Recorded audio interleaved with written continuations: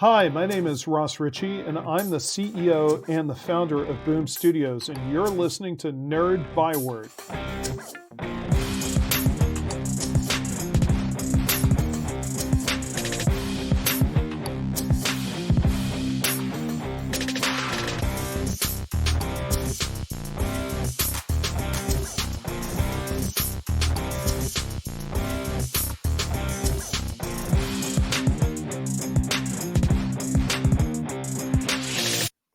Welcome into the Nerd Byword podcast, the show where everything is made up and the points don't matter. Or is that Franklin Richards' mutant identity?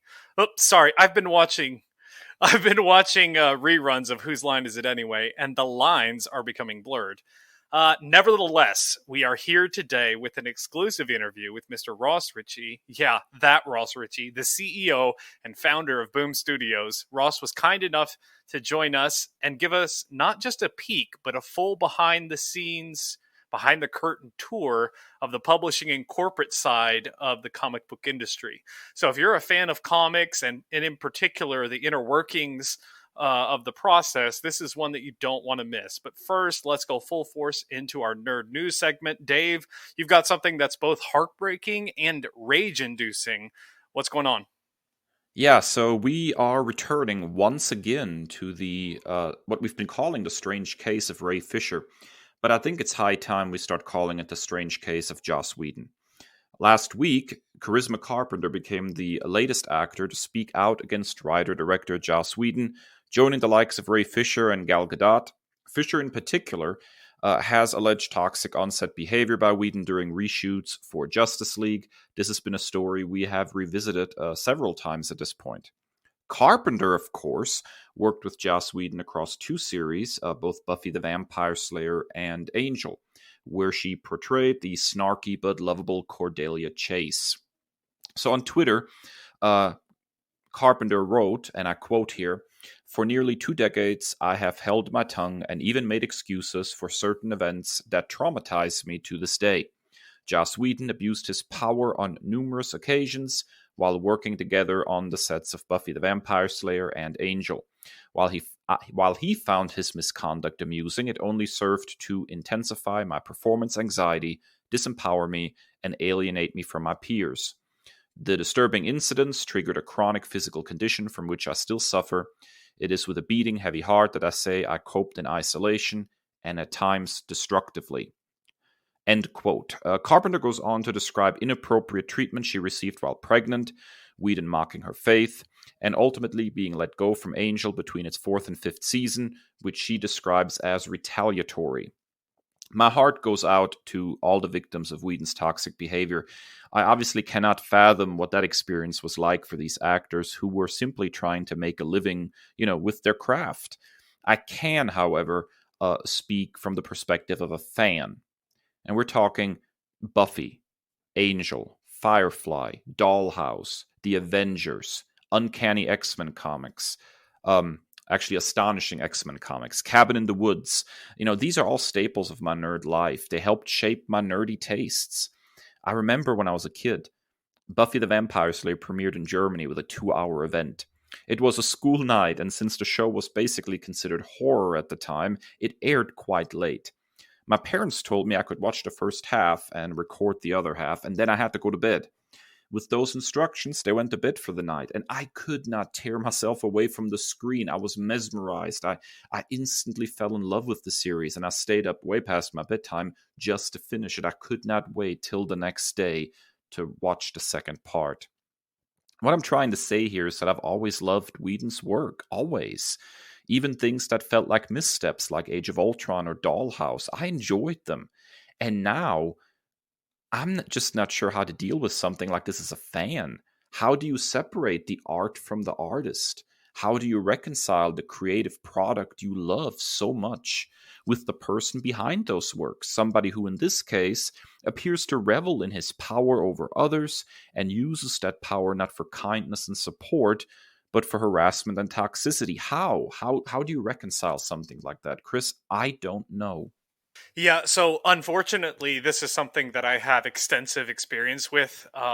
When the allegations and all the news came to light around Bill Cosby, that was earth shattering for me.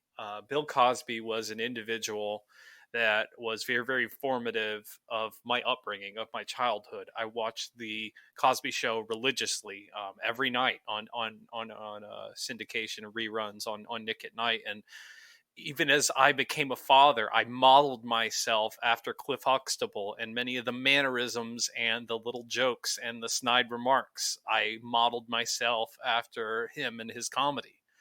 And so when everything came to light out of that, that was a real devastating time for me individually. You couple that with the loss of Robin Williams, who tragically passed away on my birthday. Um, and it was just a really rough time for me. Just having to separate that and to think about all of the lives that were ruined and all of the impact negatively and horrifically that this individual made. um, I had to healthily distance myself from this individual and from this. I still can't bring myself to watch the show. I know some folks do, and they can separate that. For me, um, at least in that respect, I'm an absolutist. And I'm a big Joss Whedon fan as well. Astonishing X-Men was one of the most formative and enjoyable pieces of X-Men literature on my read through. It was the first assignment that I gave you for our homework. So it's just a really weird place to be here again. And a lot is being made of cancel culture from people who are not fans of it and want to rally around the First Amendment and other things. But I think there's a difference between cancel culture and being held accountable for your words and for your actions and the way that you treat people. And it's high time that we start holding people accountable for what they say and what they do towards other people in a harmful aspect. When you're sitting here saying, are you going to, whether or not you keep it, referring to this unborn child, and like, no matter your thoughts on pro-life, pro-choice, all of that, the fact that he ignored calls from her representatives and then continued to mistreat her and said that she was sabotaging his project because she got pregnant is just disgusting. And it just further pictures and further fills in the lines of this backstory that we've heard for rumblings for quite some time with Joss Whedon, and it creates this picture of an individual that is just disgusting. Yeah, ultimately, I have no good answers here. And I think as a fan of Whedon's, I'm going to be struggling with what's going on here quite a while. I had been considering, launching my, annual Buffy rewatch here pretty soon, and I'm not sure. I'm just not sure how to proceed with any of this. It's going to take me some time to process this. As a huge fan of Whedon's work, I think I'm going to need some time to figure this one out. Now, Kris, kind of continuing in a similar vein, you have a bit of news for us this week as well. What have you got? Well, this one I don't have any trepidation about, and I don't want to, seem bitter, but I'll just report the facts and then we'll go from there. So Gina Carano, actress and former MMA fighter, best known for her role as Cara Dune on Disney Plus's smash hit The Mandalorian, has been relieved of her duties, according to a spokesperson at Lucasfilm. This news came after yet another inflammatory social media post from the far right-leaning Carano, who compared holding Republican viewpoints in modern America with being a Jewish person during the Holocaust in Nazi Germany. Her Instagram post from yesterday, February 10th, we're recording here on the 11th, reads, "Jews were beaten in the streets, not by Nazi soldiers, but by their neighbors, even by children. Because history is edited, most people today don't realize that to get to the point where Nazi soldiers could easily round up thousands of Jews, The government first made their own neighbors hate them simply for being Jews. How is that any different from hating someone for their political views? End quote. The statement from Lucasfilm reads, quote, Gina Carano is not currently employed by Lucasfilm, and there are no plans for her to be in the future. Nevertheless, her social media posts denigrating people based on their cultural and religious identities are abhorrent and unacceptable, end quote. Now, it was further revealed that Lucasfilm had big plans in motion for Carano, as she was set to be revealed as the star of her own Mandalorian spinoff during Disney's Investor Day in December. Some speculate that that was the kind of spin or the tale behind Rangers of the New Republic that we weren't really sure what to make of. But her November tweets, where she openly mocked transgender individuals by adding boop, bop, beep to her Twitter name, canceled that decision. The decision to do so, add that to her Twitter name, was made all the more troubling as co-star and series lead Pedro Pascal came out in full support of his sister Lux, who recently came out as transgender. Carano also openly mocked COVID-19 prevention protocols, anti-mask stances, anti-lockdown, open everything back up kind of stances, and advocated in favor of election fraud in support of Donald Trump. This was seemingly a decision that was a long time coming, but the recent Instagram post was indeed the final straw. Dave, your thoughts? I'm going to be honest here. I liked Cara Dune. Sincerely, when The Mandalorian began, I was nowhere near social media yet.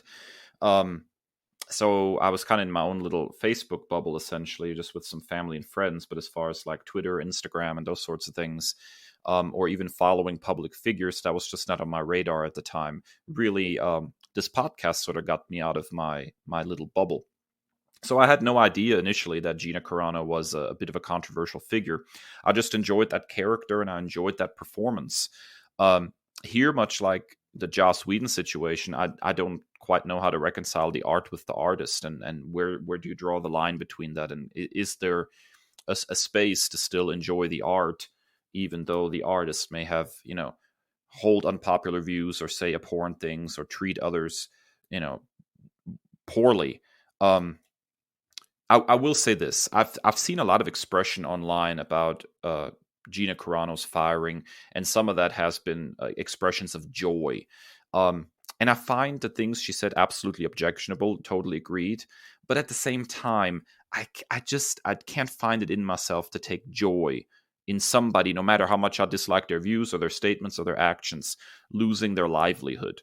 Lucasfilm is completely within its rights to terminate Carano, and Carano, yes, is simply facing the consequences of her actions, which she should.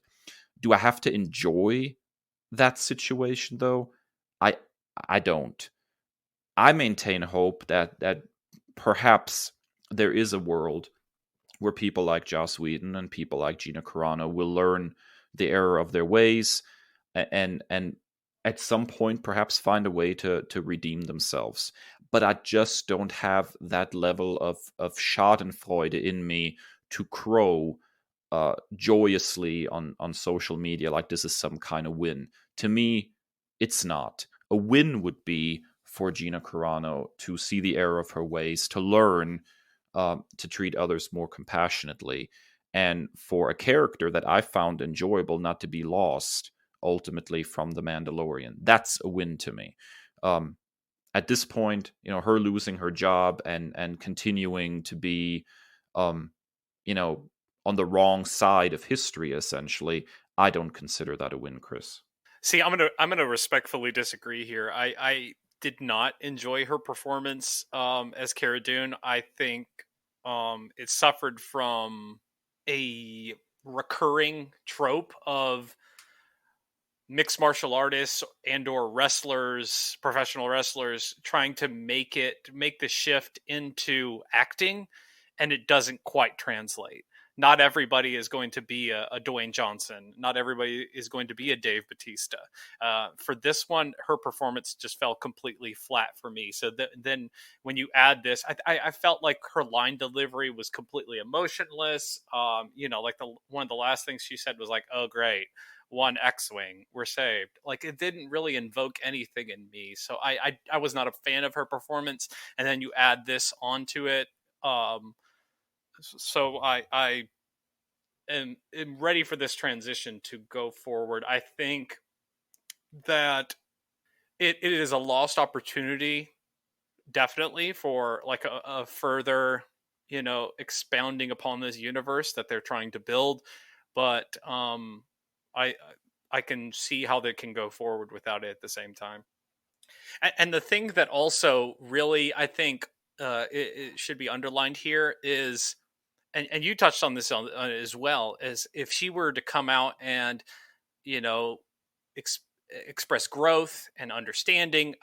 If memory serves, that Pedro Pascal spoke, closely with her about like how her viewpoints on transgender individuals could be received, and then she took that back down. So there was some conversation going back there, but for the most part, it seems like she wasn't seeing any accountability for her inflammatory statements. She wasn't seeing any kind of backlash other than fans being upset, and so it's almost like she was flaunting it, in the face of all of this. And also, I'm not going to, give credit to Lucasfilm or anything, because she wasn't currently employed by them anyway. This was just like, we don't have any plans with her at this time anyway, so we're just making it, stand out there. So it seems like they were already done with her, and this wasn't really the big slam dunk like everyone is thinking it is. And I agree that, she needs to, have consequences for her actions, which everybody ultimately has to. Freedom of speech is not freedom of consequence. That's clearly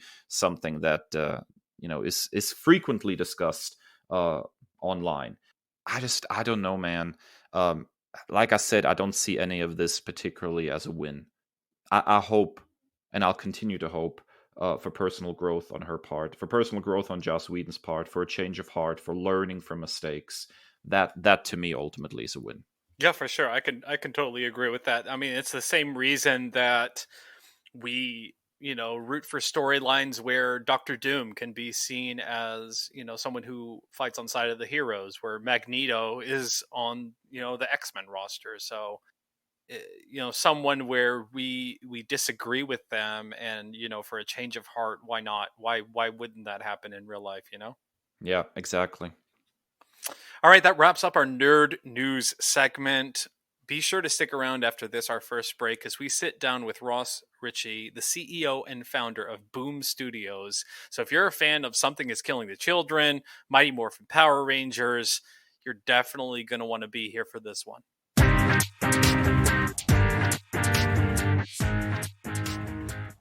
Hey nerds, welcome back. And we have a very special Byword Big Talk for you today. We are joined by the CEO and founder of Boom Studios, Ross Richie. Mr. Richie, thank you so much for joining us today.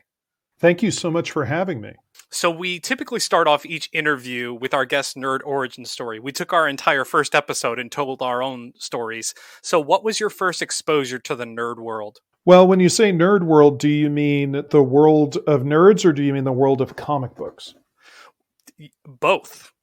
Okay, so when I was 4, I grew up in San Antonio, Texas, and when I was a kid, cable TV was not widespread, and Star Trek was syndicated in Texas around the evening. So after the evening news came on at 10 and went off at 10:30, my dad, when I was 4 years old, would wake me up to watch Star Trek with him at 10:30 at night. And so I have these fond memories of Star Trek, the original series, watching it in syndication and trying to pretend that I wasn't falling asleep so that my parents didn't send me back to bed.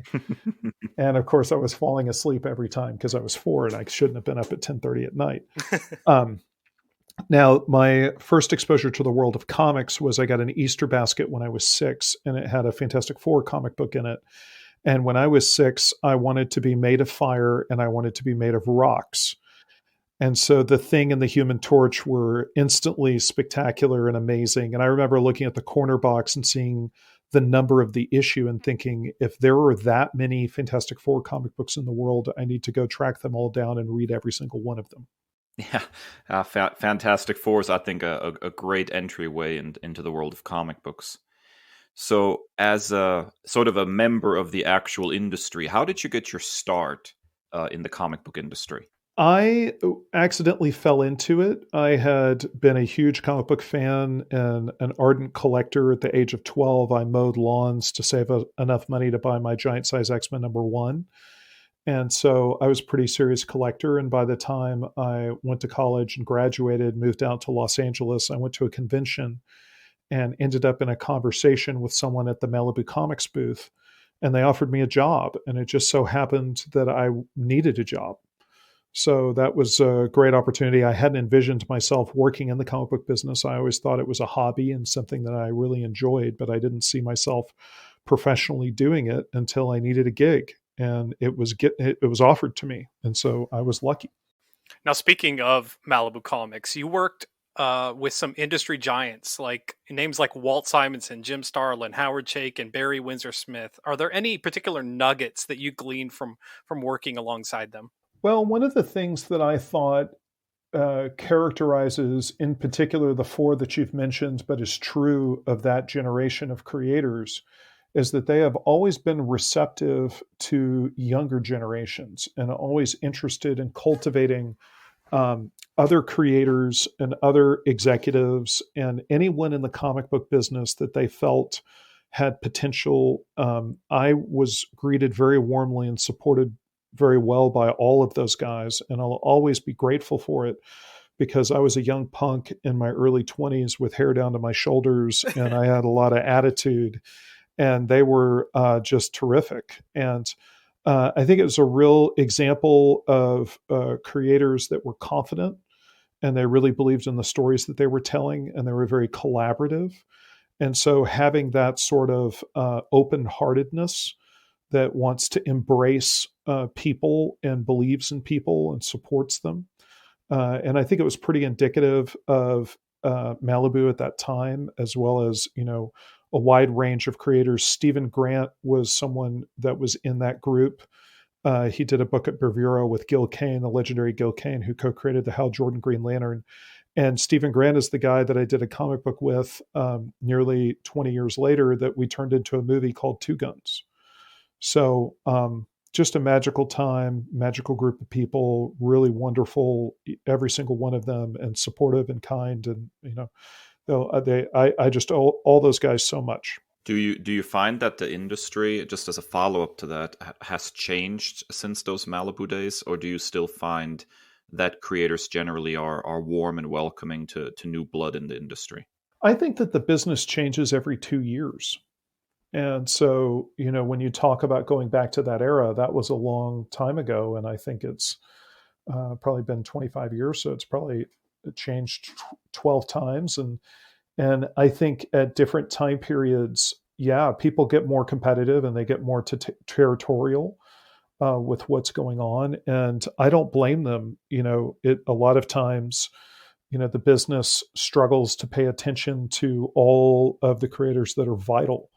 And I think one of the things that makes you a good professional is if you're paying attention and you're trying to keep up with what's exciting creatively and trying to put your best foot forward. So, I think I think the business has changed, and it's changed a lot. And the landscape, I think the business is getting better and better and better every year. And I think opportunities for creators are better and better and better. So let's jump forward to 2005. What was the process behind founding Boom Studios, and what was your purpose in doing so? What was your vision at that time? Well, I'd probably draw your attention to the fact that something that's recursive in my professional story is that I continue to fail to see my own potential. And I'm blessed with people around me who see my potential. And that happened when I struck up a conversation at the Malibu Comics booth. I wasn't looking for a job, and I was offered one.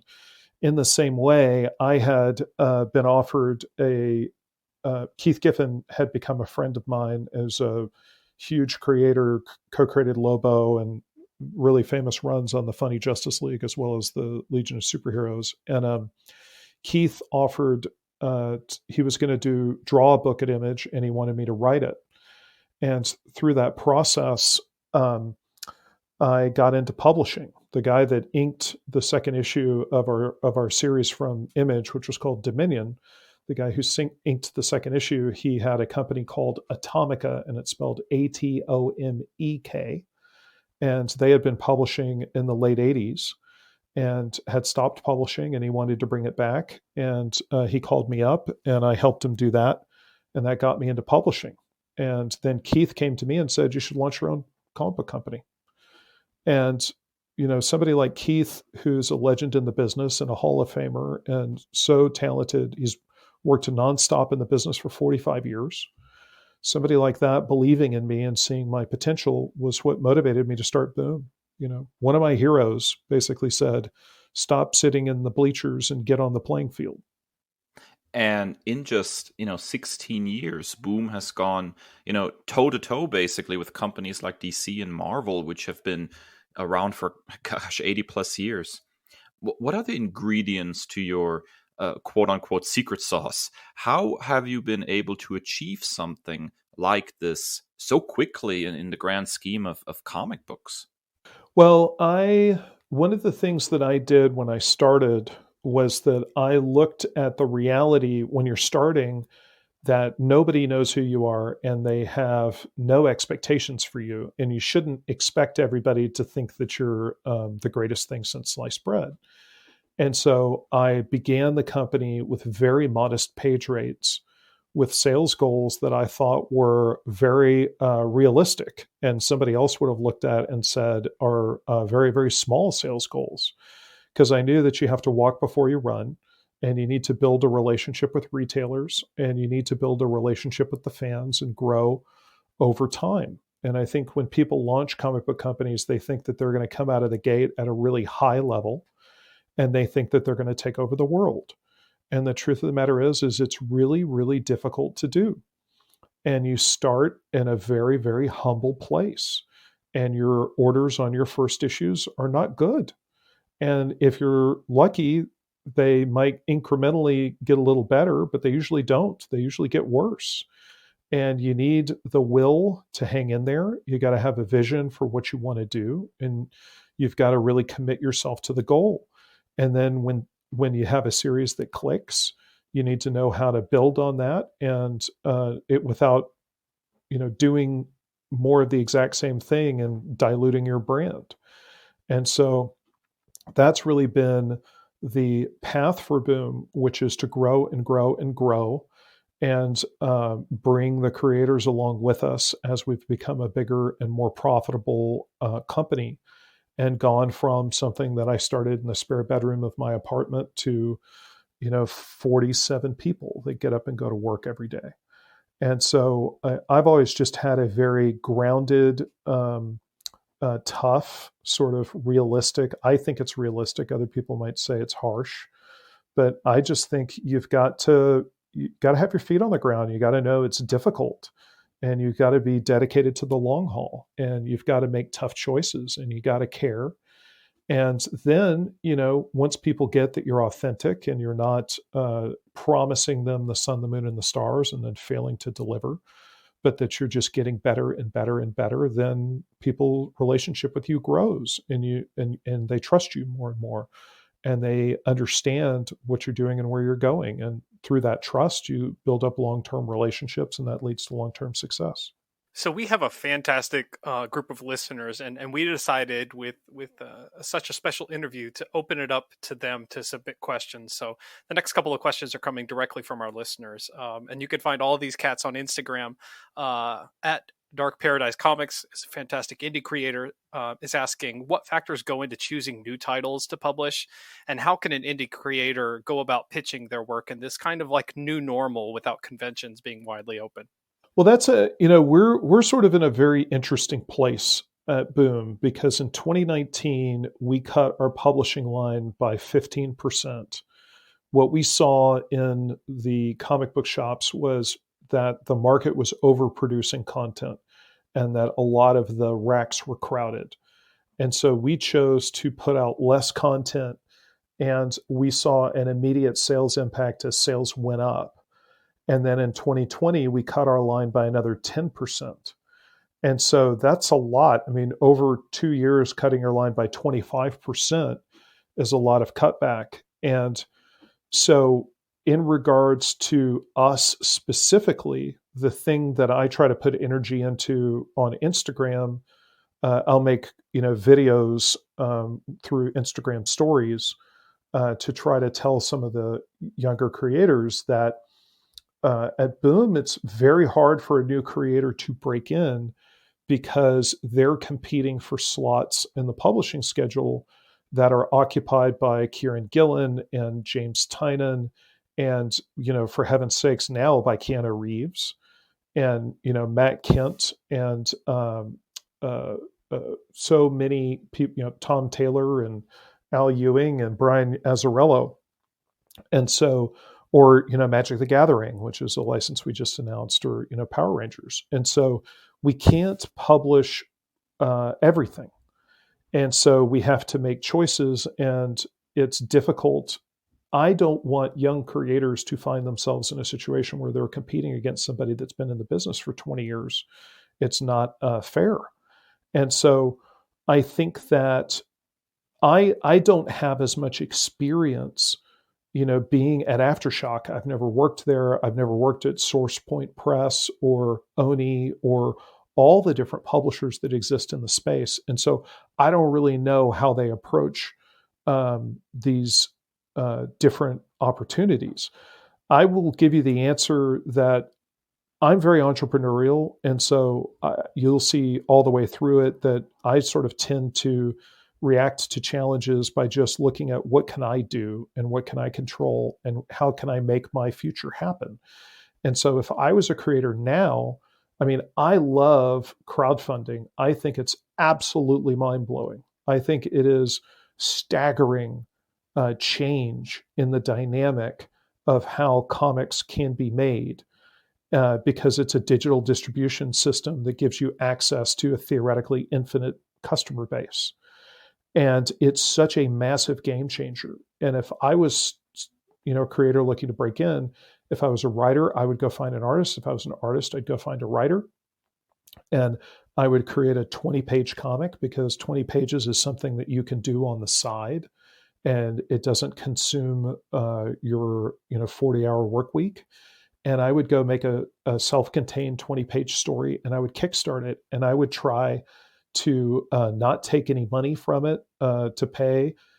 I would just try to cover printing, and then I would have a calling card, and I would take those. I'd overprint so that I had a couple of extras after I was done fulfilling orders, and I would turn around. Then I have an email database of people that like my work, and I could go do it again, and I could grow that email database, and I could learn how to market to that fan base and do more comics. And then, and maybe your artist is tired and wants to go somewhere else and you get a new artist.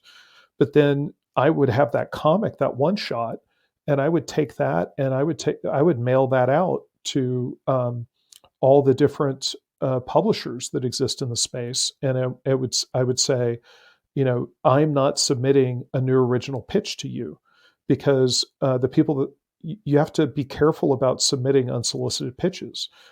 Because if you submit an idea that the publisher is going to do with a different creator, that contract is signed and that was already in process before they got your submission, they can open themselves up to litigation. So you don't want to be in the business of running around pitching new original ideas when no one knows who you are. What you want to do is you want to say, here's my self-contained comic book that I wrote. I got the artist or vice versa. And it's a representative example of my work, and give it a read. And if you like it, here's my email. And, the email should be on the inside front cover. So it's real visible and easy to find. And that's your ticket. And you can then, submit to all the publishers.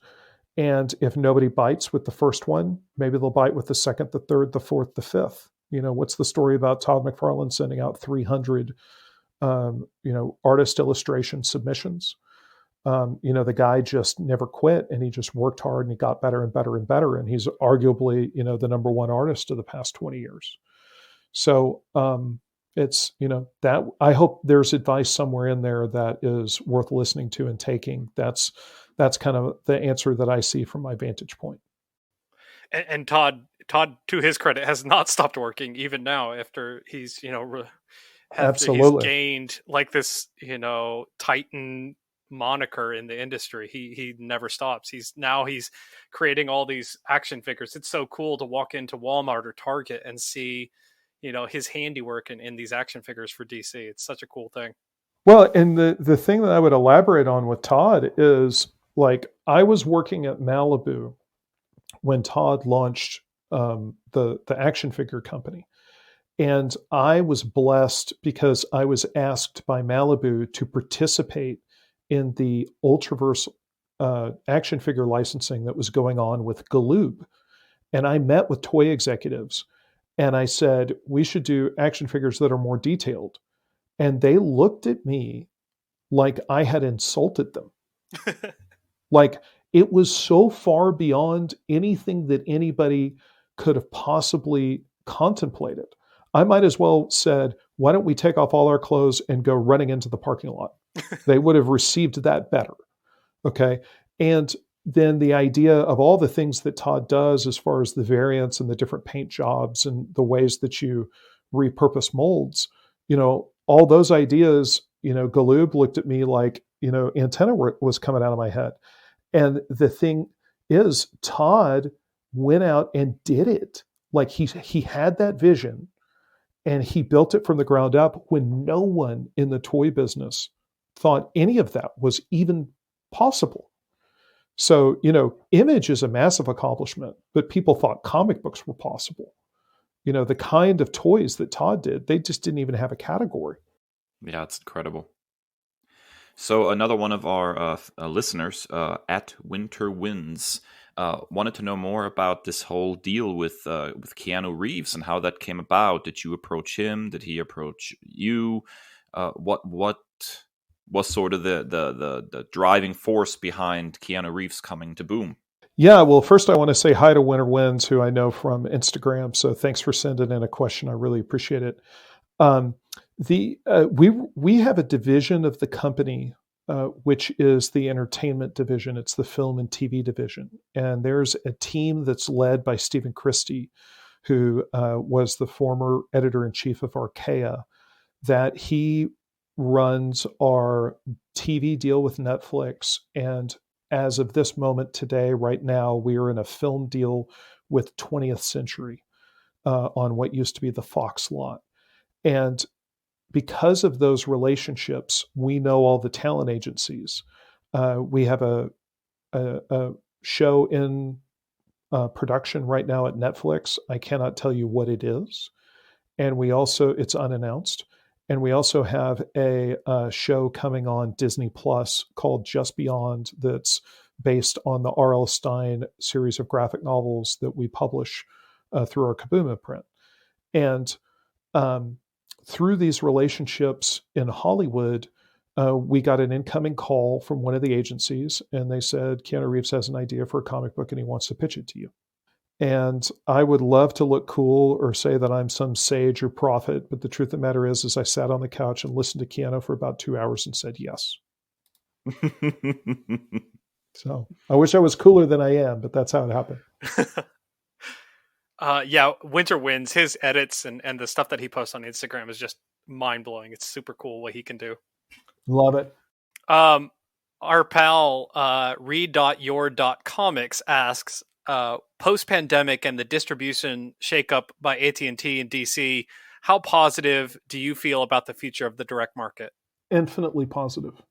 One of the things that we saw in 2020 is that comic shops, so for 6 weeks, Diamond shut down and couldn't distribute. And the reason that Diamond did that, beyond sort of government mandates, is they wanted to protect their warehouse workers, which I completely applaud and support. We needed to make sure that it's not worth anybody getting killed to get us all our comics. And during this time, what comic shop owners did was they refused to quit. And they're true heroes.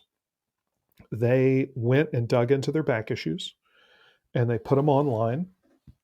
And the guys that didn't have an online business invented one, either through eBay or a new website. And they invented book clubs, and they did curbside pickup, and they called, they hit their email lists.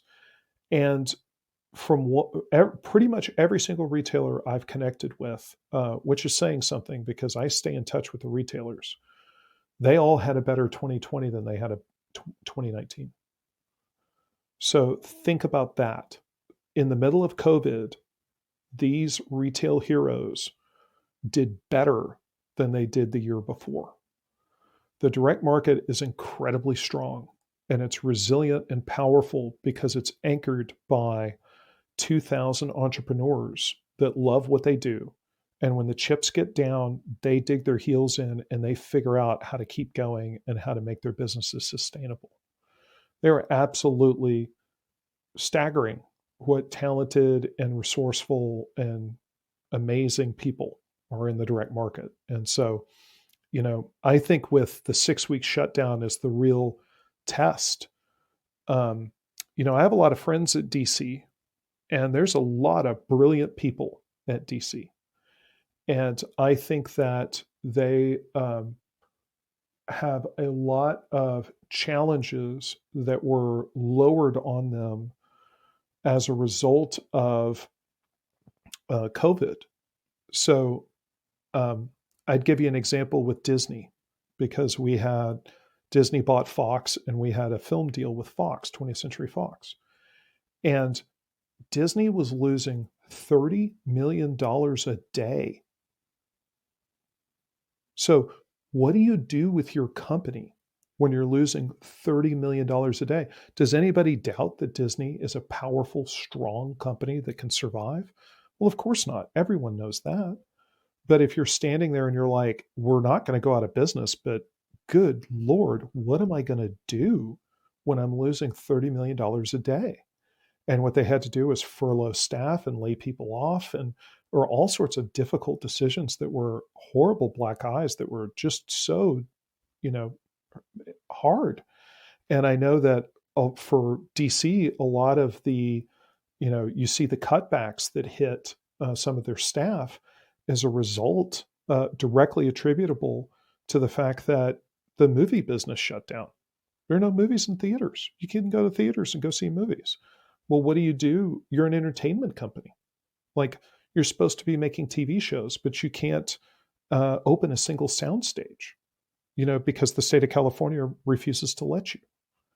And so, I think as fans, we see these different things and we don't know what's really going on. And we have to keep in mind that a lot of the corporate stuff, it looks like it's manipulative to us, and it looks like it's a supervillain. We love our superhero comics, so we instantly say, the corporation is evil.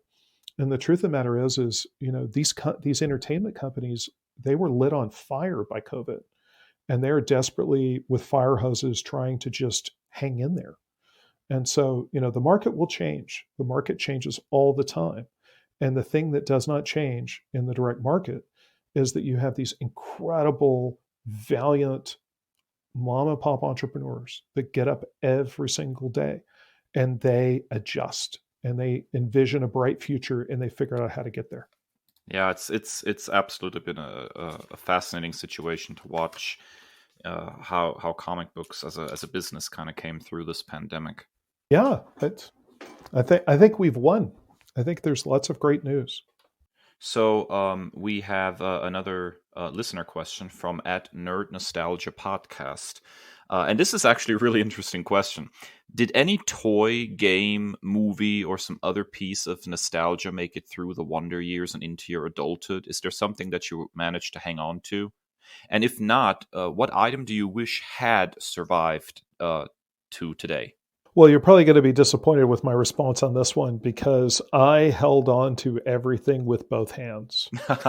So, I just can't tell you in my 20s when I was renting apartments and, moving from roommate to roommate, how many boxes and boxes of my childhood toys I held on to, and every single trading card and every single comic book. I am not the guy that mom's threw his comics out. And when I was 10, I was reading articles about how Action Comics was worth a mint. And so I just never, I was always been a reader and a collector, and so I've held on to everything. In my now that I'm older and I have kids, I've started to let go of some of that stuff, because it's more sort of with the passing of the generations. It's more important for me that they have their things, and let's be realistic. Like I need some place to put the car in the garage. I don't need to be completely filled with everything. So, but that's the stuff that my wonder years. If you're looking for what my wonder years were, I in the late 70s I saw Star Wars in the theater, and then the Micronauts was a really big action figure line for me.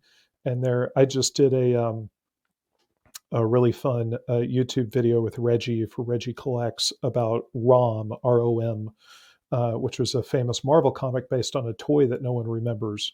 But I bought the toy and read the comic, and I bought the Micronauts action figures and I read those comics. And all of that was my first love, which was science fiction. It goes back to Star Trek.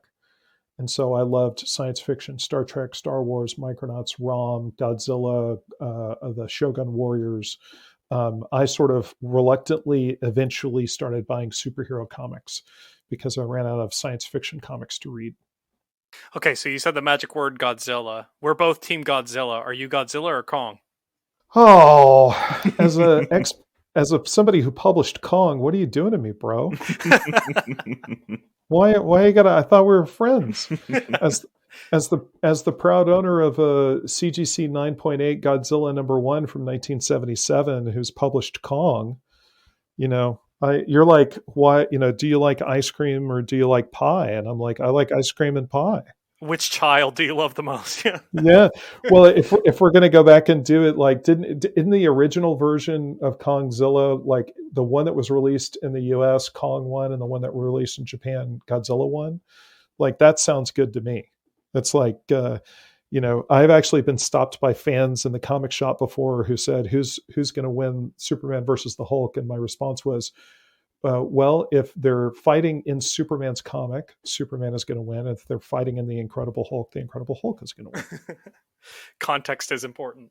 Context is everything. I actually maintain some hope. We were talking about this in an earlier episode, that perhaps we'll do the traditional superhero scenario and have them duke it out, and then there's some third monster that pops up that they have to team up to defeat. Yes. They meet, they fight, they team up. Yeah. It is, the other way to think about it is that's how you created best friendships in kindergarten, right? It was like, you're on the playground, you meet the guy, you get in a fight, and then both of you team up on the real bully and you become best friends. It sounds like every fourth issue of Amazing Spider-Man from the Silver Age. Mm-hmm. God loves Stan. Yeah. Our pal at Nerdpool Reborn asks, if you could acquire one character from either DC or Marvel, who would you love to create a story for crossover-wise? Well, today I would say what I want to do is I want to crossover Berserker with Wolverine. Ooh, that'd be awesome. So Keanu Reeves versus Wolverine is what I'd love to see, and I know Keanu would love to see that too. So we'll see if Marvel wants to see it. That's a really interesting scenario. Speaking of crossovers, I have to say that the Power Rangers Ninja Turtle crossover was one of the fondest memories of reading comics that I've had in a long time. Oh, thank you very much. We were really excited about that. And like the office practically erupted when we got that deal done. And people were it was such a great round robin of tremendously talented people in the office brainstorming on all the things that we could do. So that's, it was a tremendous accomplishment by the creative team, and I'm really proud of the staff. Thank you. So we have another listener question from @iTalkComics, who asks, how did the entire, what was the entire basis of Power Rangers comics coming to Boom Studios? How did you manage to work out that deal? Well, It was pretty simple. We have a senior editor, Bryce Carlson, who's the VP of editorial now. And Bryce used to be my assistant. And he graduated from being my assistant to being one of our earliest editors, working for our editor in chief, Matt Gagnon. And so I've been working with Bryce forever. And he came to me and he said, I really want to do Power Rangers. And I said, really? And he said, yeah. And I said, how much do you think it's going to cost? And he said a number that I won't repeat. And I said, okay, go do it. And he tracked down Saban and we got the deal. So that's dramatic. The dramatics of comic book publishing right there, ladies and gentlemen. It's very exciting. All right. Staying on that trend of Ameritoku, our pal at the Nerd Village asks, any chance we can get more Ameritoku series into comics? He wants Beetleborgs, he wants VR Troopers, some deeper mythos. Any chance that could happen? Yeah, I mean, I think that I think exploring the deeper catalog of Saban is something that's always interesting. And I think that is the domain of Hasbro. And there's a lot going on at Hasbro. You know, I don't know if you tracked, they went out and bought their own movie studio.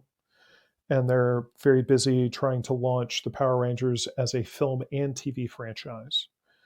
And on top of it, they're charting new water with G.I. Joe and Transformers. And so they got a lot going on, you know, and they're busy trying to be the world's biggest toy company. So it is, let me put it to you this way.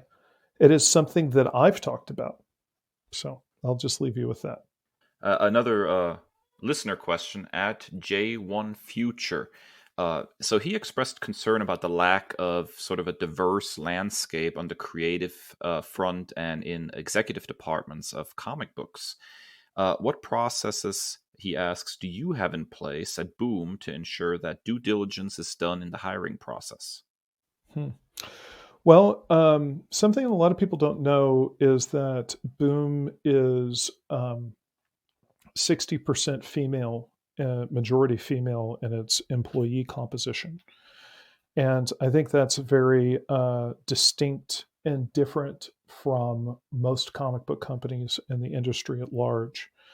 And we have a really diverse publishing slate. So we just announced a project that we're really excited about, The Many Lives of Layla Starr, that's coming from Ram V, who is a very exciting up-and-coming creator. We've got another series that we haven't announced yet from an African-American woman who has worked on The Walking Dead, that's going to be very high profile and a big launch for us this year. And we have, on top of that, a very accomplished African-American novelist who's launching a new original for us in the next quarter. And, Boom has been a company that has very consistently won GLAAD Awards. We've won Glyph Awards. And, something to keep in mind is that Something is Killing the Children, which is a huge hit, is authored by a bisexual man and features a gay lead character in it. And I've never done any of that on purpose. I have only ever been interested in great stories, and I've been interested in great creators.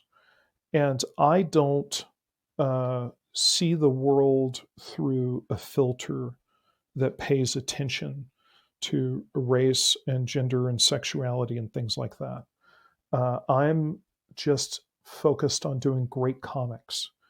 And people of color do great comics, and gay people do great comics, and great comics come from everywhere. And you just have to be open to it. And you just have to be willing to go do great comics with whoever has them. And that's something I'm really proud of at Boom. And I think approaching the world with an open heart and an earnest desire to do excellent work has generated a lot of really exciting material from a wide range of genders and ethnicities and sexual orientations. So Boom strikes an interesting balance between original series and licenses such as Buffy, Firefly, Adventure Time, Dark Crystal, Power Rangers, just to name a few of them. How do you go about selecting license holders you'd like to work with, and is there a license in particular you wish you could acquire? Well, if I told you what license I wanted to acquire, then somebody could listen to this and go get it before I do. So I'm definitely not going to tell you that. Sorry.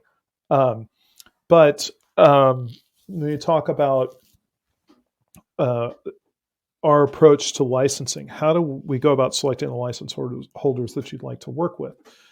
Well, a lot of it is,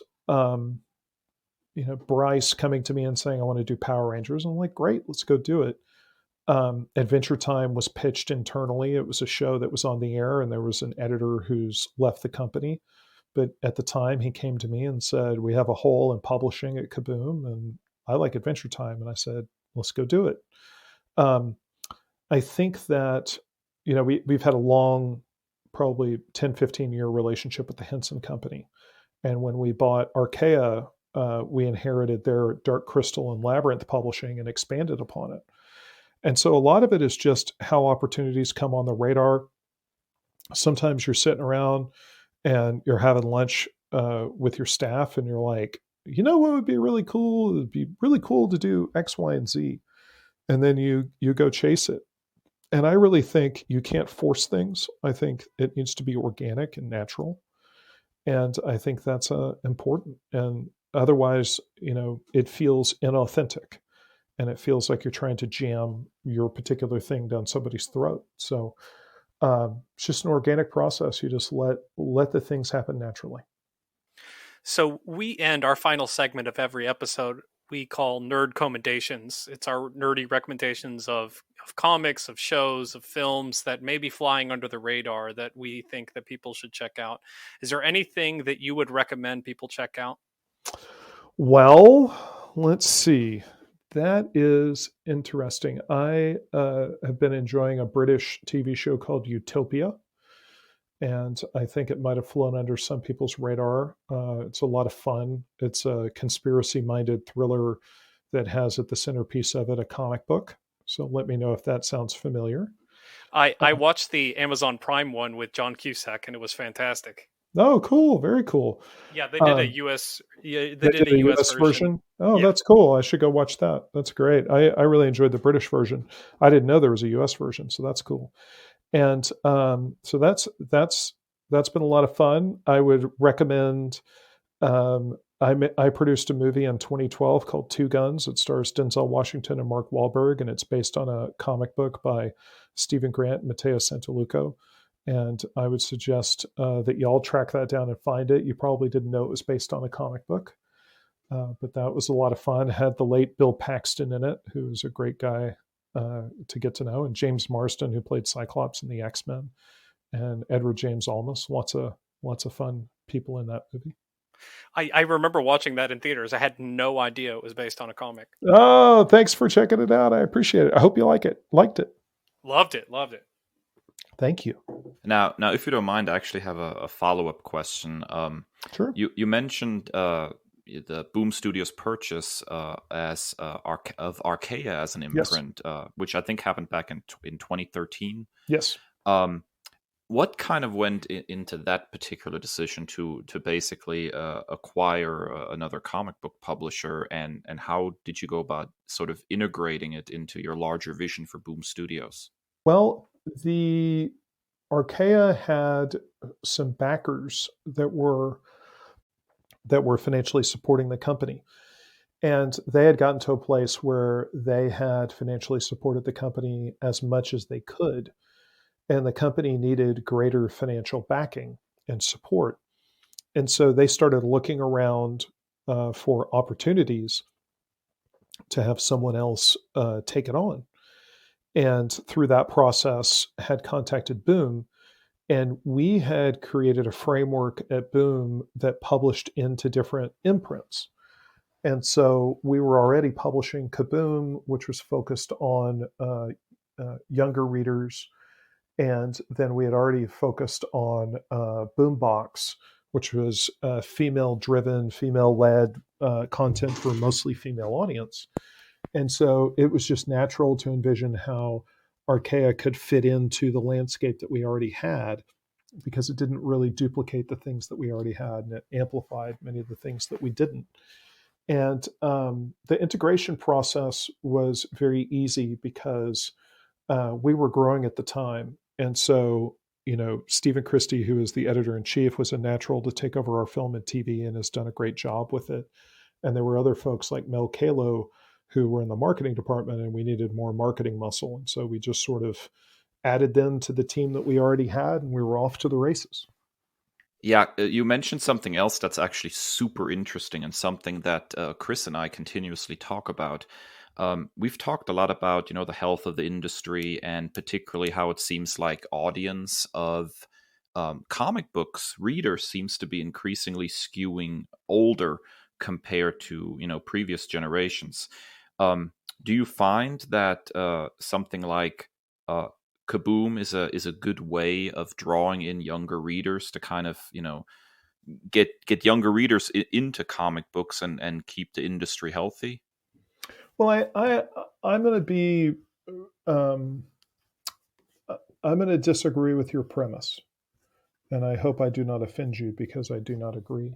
Oh, not at all. But go to your comic shop and ask them how many copies of Dogman they've sold, because all the great retailers that I've seen in the space sell more Dogman than they can order. And who's reading all those Dogman comics? It's kids. And, Raina Telgemeier has sold millions and millions and millions of copies. The hottest area of comic book publishing is kids material. And obviously, kids are enjoying the Marvel and DC content that's coming out in film and TV. And that's onboarding more and more people into comic shops. And comic shops are up and thriving. And, it's so funny, because it's like I get commenters on Instagram that come in and they're like, well, everything's failing and it's all going to go. And I'm just like, it's not. I don't know why we just want to believe all this doom about the comic book industry. It's more creative. It's more vital. There's more genres being published. It's growing in the book market. There was an article today that came out that in January, for January sales alone, graphic novels in the book trade were up 100% January over January. We're just getting more and more people are discovering comics. They're discovering them earlier, and they incorporate it into what they read. And those kids are growing up and they're reading other graphic novels, and some of them are migrating into comic shops and, getting into superhero comics. I think that somehow there's something about us as fans that we see. If Marvel is having a little trouble, or we see DC, we sort of mistake the superheroes of one particular company as being the industry. And I don't think it is. I think the industry is bigger than Marvel or DC. And Marvel and DC go through cycles, and sometimes they're doing well and sometimes they're not. And that's just the nature of creativity. Sometimes creatively, everybody has a favorite band or a favorite actor. Tom Cruise has made bad movies, and Coldplay has some albums that are better than others. Everything goes through creative cycles. And so, the business is thriving, the business is growing, kids are finding Dogman, they're reading that, they're graduating up and buying more graphic novels and getting into comics. And it's what we've always dreamed of. It's exciting. That positivity is absolutely infectious. As a huge fan, obviously, of comic books, you've given me a lot of hope for the future. I think there is a lot of hope in the future. It's exciting. I mean, look, man, I've dedicated my life to it, so I'm all in, I believe. And, Boom's just grown every year over year, and continues to be embraced by the book market as well as the direct market. And I just think there's great stuff to go and be done. And, I don't think good things ever came out of being convinced that the future is full of doom, especially when it's not. So as you move Boom into the future, what goals do you still wish to achieve as a publisher of comics? Well. That's a good question to ask me after we launch Berserker, because we did something with Berserker that I never thought was possible. Berserker #1 has sold over 615,000 copies.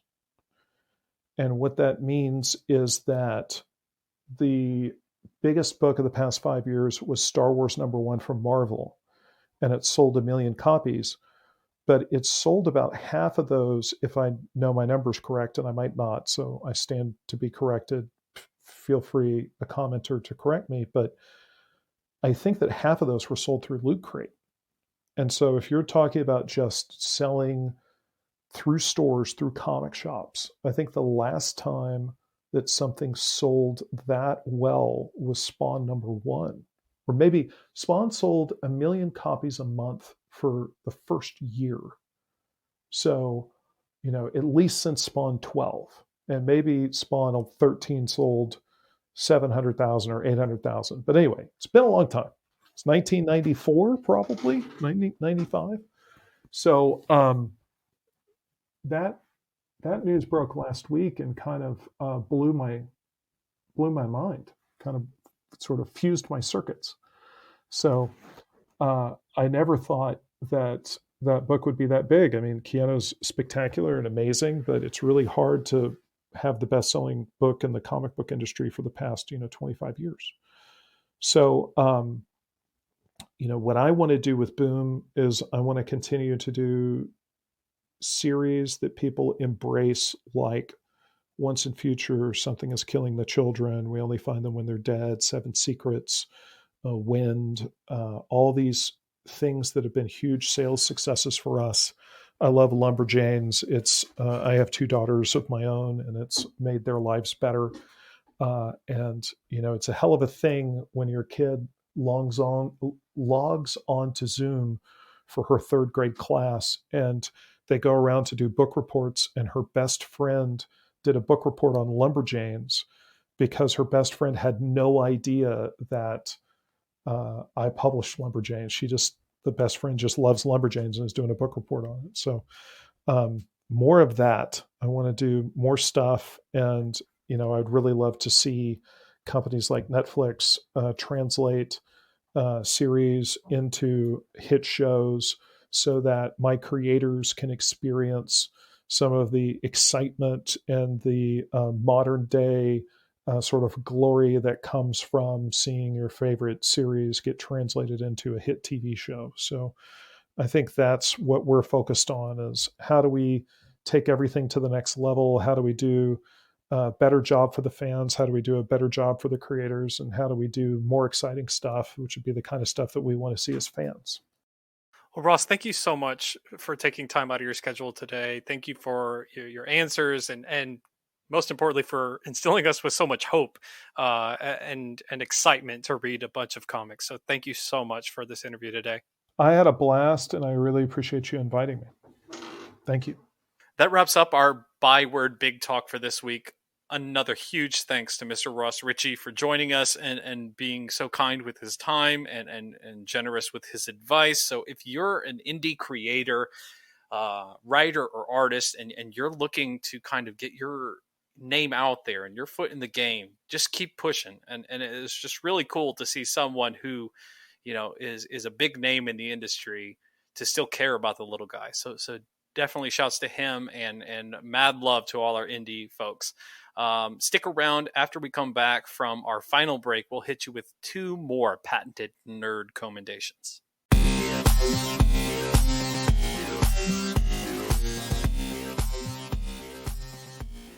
All right, we're back here for our final segment. It's the one we have patented, the one that we created. It's our beautiful brainchild, nerd commendations. Things that we love, that we're enjoying. It could be a comic, could be a show, could be a film, video game, something that we're enjoying that we want to share out with you and think that you should check out as well. Dave, what do you have for us this week?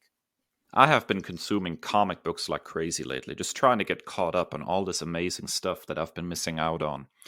And I'm just going to say it, man. I like Carol Danvers. I like Captain Marvel. She's one of my favorite characters, and when handled well, unlike Civil War II, for example.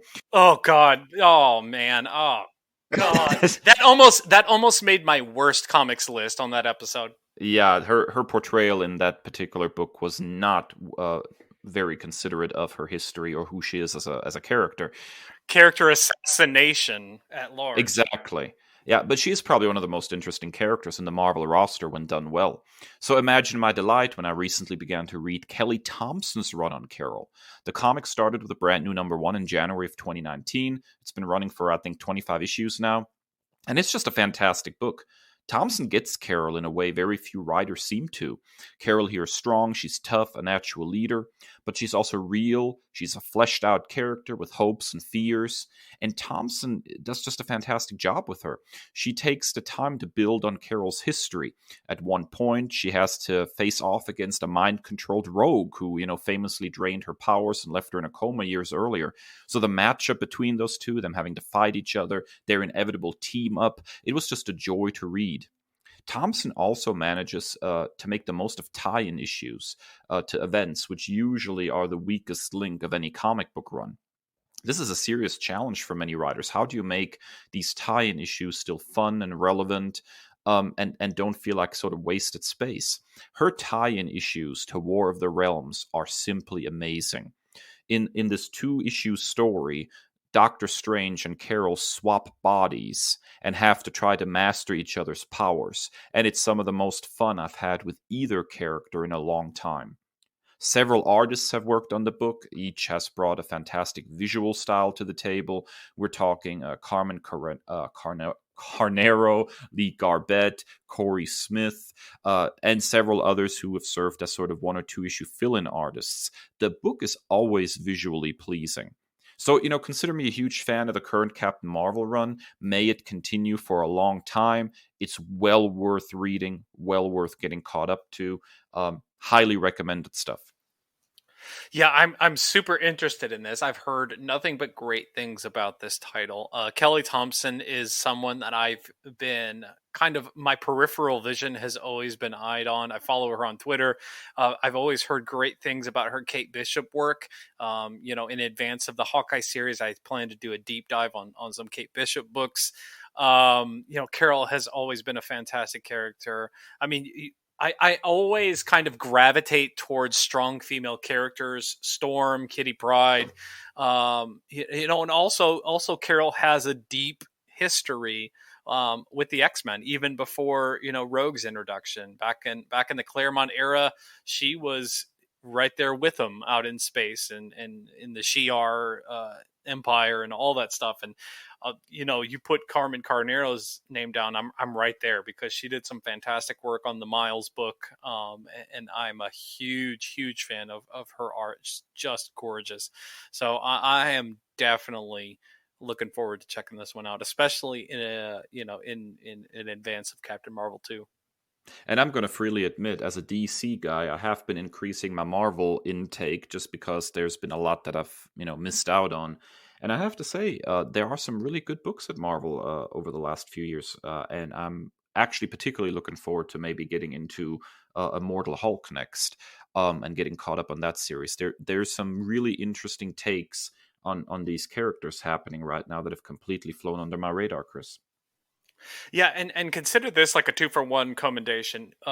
If you are looking at doing a digital comics subscription, Comixology Unlimited has some nice kind of intro. If you're looking to do like a deep dive, Comixology will whet your appetite until you have to pay for the more recent stuff.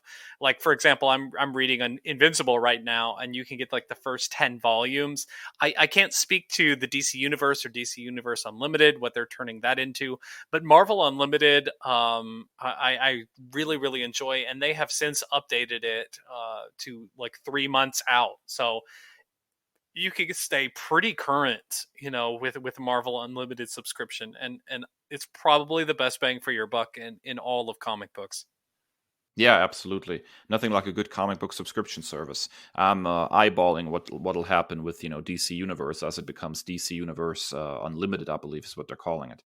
Now, Kris, you are returning back to the world of television, but still comic book adjacent. What do you have for us? So I was inspired for this nerd commendation with our conversation with Ross that you all just listened to. I watched Utopia on Amazon Prime Video very early in 2020, right at the start of the pandemic. And as we talked about in our interview, that's based on a 2013 UK series, the one that Ross referenced, and that show is something I'm definitely going to check out. Hopefully, they'll get to tell the whole story. Now, the reason that I have been sitting on this nerd commendation since February was because it was canceled after one season. It was very, very frustrating the way that the first season ended, and ended on a cliffhanger. But now doing some more research, it looks like it was just some poor timing in the release of this. In the middle of a pandemic, this show covers a worldwide pandemic that is controlled by corporations. So it probably hit too close to home.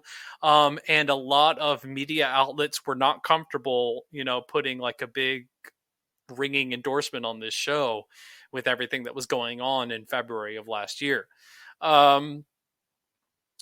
So here's the basic premise. A group of young adults, and I'm reading this from the IMDb page, a group of young adults who meet online get a hold of a cult underground graphic novel, which not only pins them as a target of a shadowy deep state organization, but also burdens them with the dangerous task of saving the world. So this is like conspiracy theory, but like it actually means something, because you have one individual who knows what is happening behind the scenes, and he's releasing clues in this comic book series. And so like you have this inner circle of hardcore rabid comic book fans that it's kind of like this play on how rabid comic book collectors can be in that entire community, which is kind of adjacent to comic book readers. The collector community is pretty intense. So it's a really interesting kind of satire on that.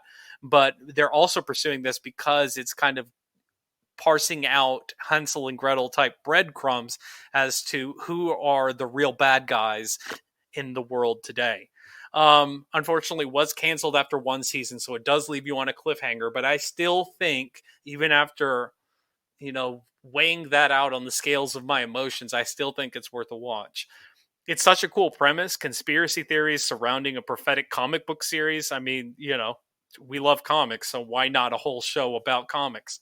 The cast is without a doubt the strongest selling point here. John Cusack as like the main character is just top notch. I've never seen him act like this.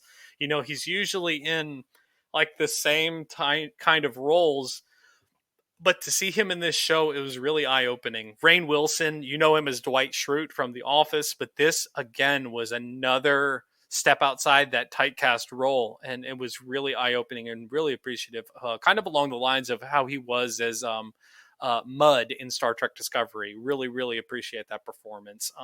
A lot of minor actors that you probably haven't heard of that are really, really great. One, little nugget for nerds.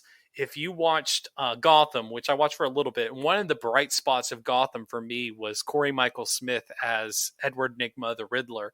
He was just one of those, like, you could tell that there was something special about that actor as the Riddler, and he shows up as the main character's son, and really did not disappoint here. So this guy's Cory Michael Smith has some serious acting chops. Every single episode of this show is ending on a spine-tingling cliffhanger, including the finale. Now, again, it's canceled after one season, but it's still a great story nonetheless. And it's one of those series that I know we talked about the slow burn of WandaVision. It's interesting how some series are like, I want to watch it slowly and watch it develop. And then some that you just want to watch it all at once and then just sit there and postulate on it and kind of have this withdrawal afterwards. This is one of those, you got to binge it. I finished all 8 episodes in less than 24 hours. It's very smartly written. It felt very similar to something like V for Vendetta, if you enjoy that film and book. It's not some cracked out conspiracy theory where, tinfoil hats, although there is a particular character that I love in the show that is one of those types of guys, but it's still something that is a conspiracy theory that's viable. You could definitely see taking place, and maybe it was a little bit too real.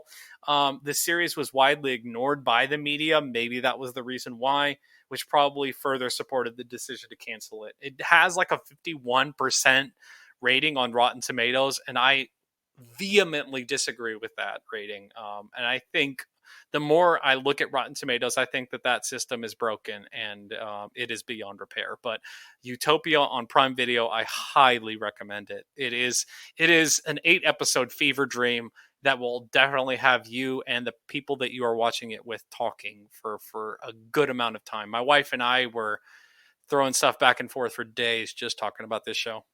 Yeah, I can see how this would be an interesting show. First the idea of starting off with a comic book and then basically making a show about the comic book being true in some ways, an interesting jumping on point for a story to begin with. I'm also fascinated that given the current political climate, that somebody tried to make this show, that casts conspiracy theorists as the good guys. That's certainly not the perception of much of the public right now. So yeah, looks really interesting. I didn't know much about this show when I saw that you were planning on recommending it. I am disappointed to find out it's been canceled after only one season. I have a problem somehow getting into stories knowing that there's never going to be a conclusive ending. I hate to see that, and I hate to try to get into a show only for it to leave the story unfinished. But, given the interesting nature of the premise and the fact that it's only 8 episodes, I may give this a shot anyways. Yeah, and I read an article for Collider that further speculated that with Prime Video, they really put their advertising resources behind their champion horses like Hunters, starring Al Pacino, and The Boys, which was a smash hit for them. So they really put all of their eggs in those 2 baskets, and Utopia was kind of fell by the wayside as a result. That's a crying shame. It really is. All right, that wraps up another episode of the Nerd Byword podcast. We thank you so much for joining with us. Thanks again to Ross Richie for taking the time out of his very busy schedule to chat with us.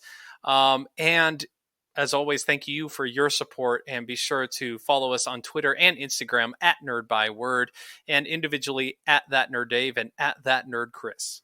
And if you like what you hear, why not go ahead and subscribe to this podcast on your favorite podcasting platform and drop us a review. We are available wherever you can find podcasts, including, the old standbys like Apple Podcasts or Spotify. You can also find us on YouTube and our very own website, nerd-byword.com.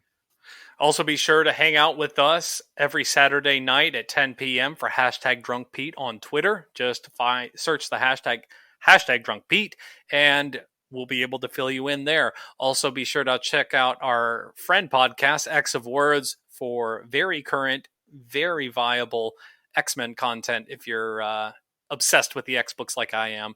And as always, stay well and stay nerdy.